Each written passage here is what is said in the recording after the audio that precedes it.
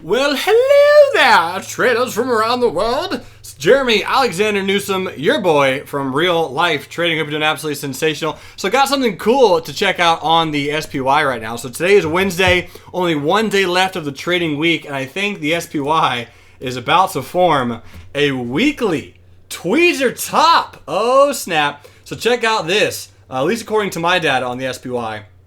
These are weekly candles, and as you know, last week and this week I'm mentioning that I think within the next 2 weeks we get a 4 to 6% pullback. So that's just my thought at the moment.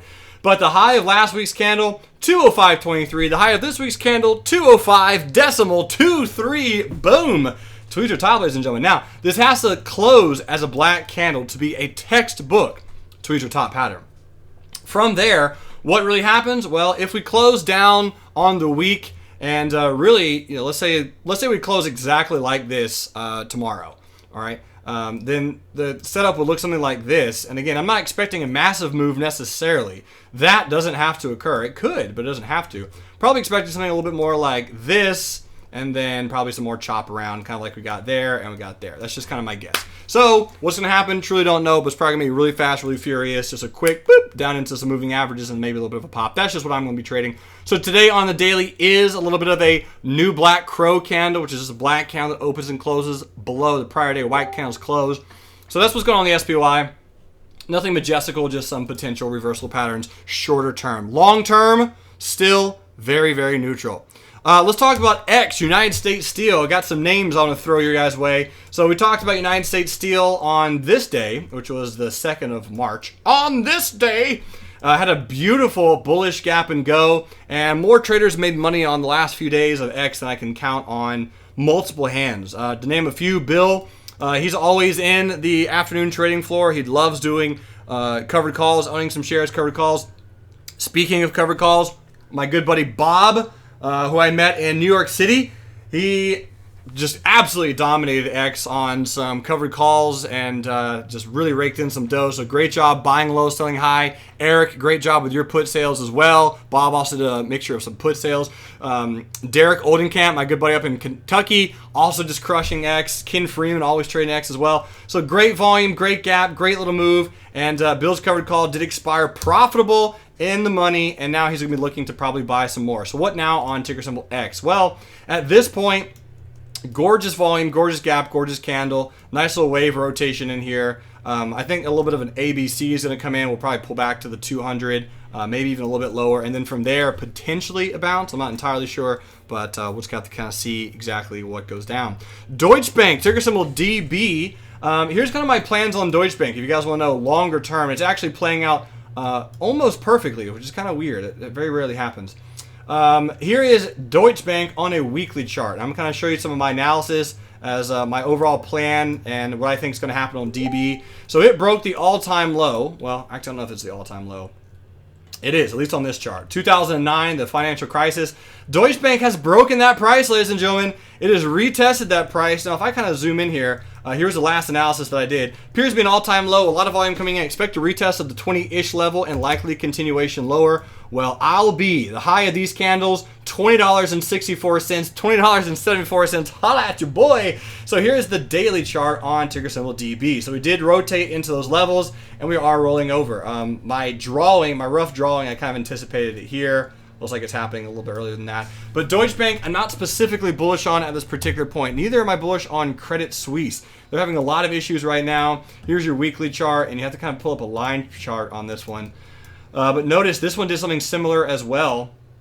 Credit Suisse is battling these all-time lows, 2009, 2010, 2008, 2012 lows, and it just broke and kind of retested those as well. So I think Credit Suisse and Deutsche Bank, some of the international banks, are going to get hit pretty hard on some of the loans and the debt that they have against some of these energy companies. Speaking of energy companies, Adam wanted me to look at some of the energy stocks out there. I have two really big warning signals on energies, and I don't know how big of an issue this is going to be. Seadrill, I love Seadrill, but let's talk about this for a second. Seadrill had a very, very strong support at 567. It broke through that like I broke my arm when I was 11. Seadrill just absolutely decimated that 567 price. Then it came back up and retested that with an incredible bullish candle on a lot of time frames. There's a lot of people going bullish on Seadrill. Ladies and gentlemen, this candle, the low of this candle that occurred on the 4th of March, which by the way was a 100% up day. Yes, that is 250s and 425s, 100% up day. That candle should not get broken. If that candle gets broken, there is a warning on the drilling energy companies out there, at least in my personal opinion. What kind of warning sign is it? It just says to me that this really could be a short covering rally, or a rally that a lot of people are just locking in or trying to hop in and pick the absolute bottom on energies, and we just kind of rotate back down. You can see something very similar happened on SUNE. SUNE right here, big bullish pop. Everyone thought it was going to the moon. No, got taken out. Right here, same thing. It's back to where it was. These lows, every pop keeps getting bought by people trying to pick the bottom, and then it just keeps going a little bit lower. So that's SUNE. RIG, ticker symbol RIG, just destroying some rig action. So here's the trade setup that we had. Was it yesterday or the day before? Actually, I'll find out right here. Here was rig 2 days ago. So this was a potential swing trade that myself, Higgins, Leslie Gregory, a few others got the chance to get into.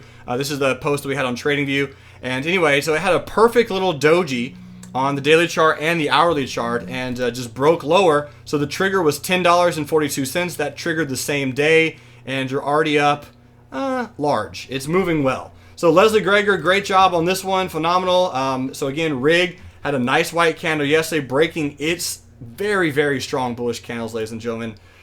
I think it's coming to 723. I mean, again, some of these oil drilling companies are looking a little weak, and there's definitely some very interesting warning signals out there. Chesapeake Energy kind of forming the same thing. Possible little double top up in this area. Yes, there definitely are a lot of traders going bullish with this little bounce right here.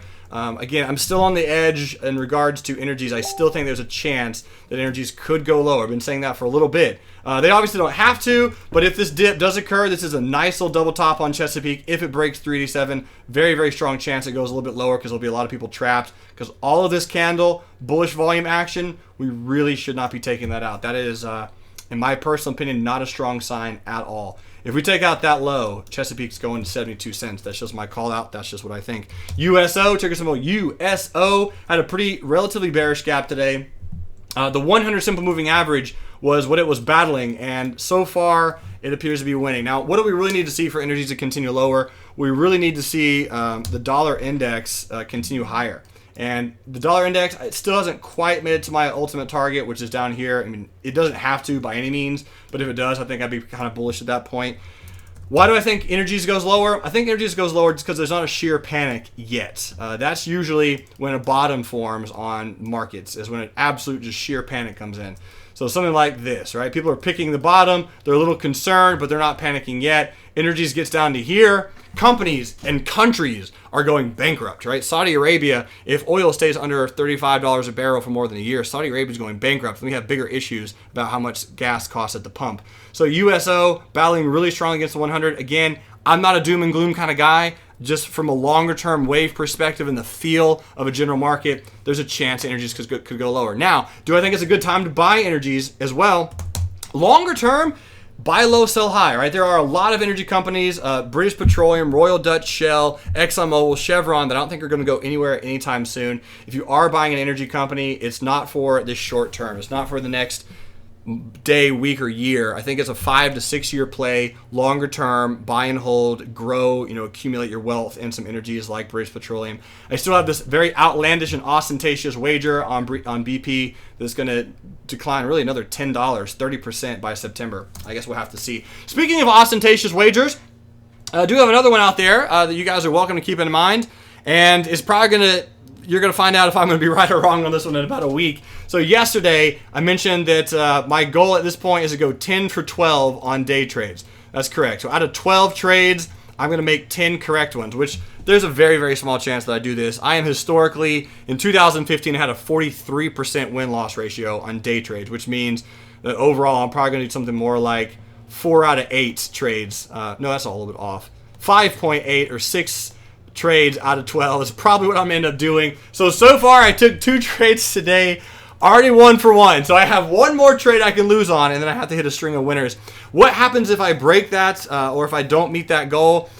Well, apparently I have to ingest 10 raw eggs. Yeah, that video is coming your way. So keep your eyes on that one. I'm going to do my best to make some profitable day trades. Of course, we're profitable throughout the years, but in months and weeks and days, but 10 out of 12 is going to be a little bit of a stretch, so it's going to be interesting to see what happens. Gold, ladies and gentlemen. So Roy Slusher and a few others had a little bit of a gold covered call. That one broke a pretty strong pivot today on GLD, honestly. Very nice little doji today. It is a retest gap. I actually love this doji. We played gold a little bit this morning, bearishly for a day trade. So my thoughts on gold, crazy as this sounds, let me pull up the exponential moving averages. You could bracket trade this doji, just like that. However, whatever direction it moves is likely its short-term direction, and I would love gold to pull back into the 50, and then potentially at that point in time, I would like it to bounce a little bit. It doesn't have to. As you guys know, I also think gold and silver go lower. All of it's tied to the dollar. The dollar's gaining strength. It's going to be really, really interesting to see what happens, ladies and gentlemen. Got a few swing trades out there that aren't looking super hot right now. Eli Lilly, got triggered into Eli Lilly bearish at 70.63, losing a little bit on that, but right now it's very, very close to break even. The stop is 73.10. TCK got triggered into that one, and it just absolutely train wrecked me today. So the stop at $6.77. The good news is, how much am I going to lose on this particular trade? Well, if we're wrong, we're going to lose 1R. It's a very comforting feeling to know exactly how much you're going to lose on any given trade than just a random percentage or value of your account or portfolio. Shopify got triggered into a swing trade on Shopify right there. Stop also at 25.06. And what's the other one? Shopify, TCK, Eli Lilly, and there's one more. GILD. GILD got triggered into GILD today as well on this gap down because this was a Bollinger Band squeeze breakout. And got traded in today. So that one, if I'm wrong, I will lose less than an R. I will say on GILD, folks, that gap is trapping some people, a.k.a. me. So if you're looking at playing it, it might have a little bit of a bearish edge. So I'm in 4 trades right now. 3 of them are bullish. 1 is bearish. That's really about it. If the market rolls over, maybe the bearish one will work and the bullish ones won't. If the market pops after a retrace, maybe the bullish ones will win. Maybe they all lose. I'm not sure. But what I do know is as long as you mitigate risk and you can trade your plan, ladies and gentlemen, we can always be profitable in the markets. It's just all about timing and understanding that sometimes you're going to be losing on trades, but if you can win on trades more than you lose, that is the key to success. Ladies and gentlemen, I will see you Monday because the market's closed Friday. And until then, remember, love life, live life, and trade to you.